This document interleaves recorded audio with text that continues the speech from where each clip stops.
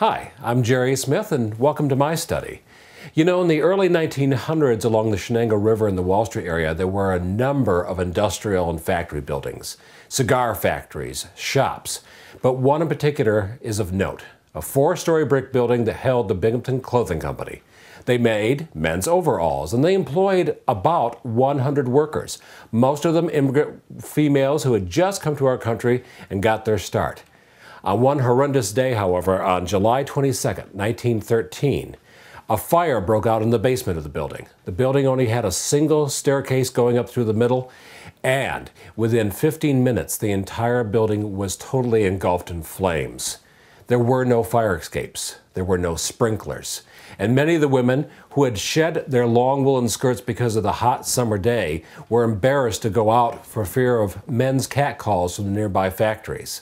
Unfortunately, that wait and time sealed their fate. And in the end, 31 people were trapped and died in the building. 19 of those were so badly burned they were unidentified.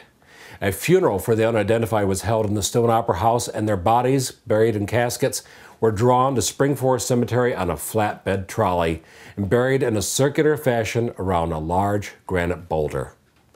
The only good thing that came out of this fire is that there was a factory investigation that insisted from that day forward sprinklers had to be in multiple-story buildings, fire escapes had to be in those buildings, and disaster plans had to be written. So that fateful day that took so many human lives in Binghamton actually proved good for the country.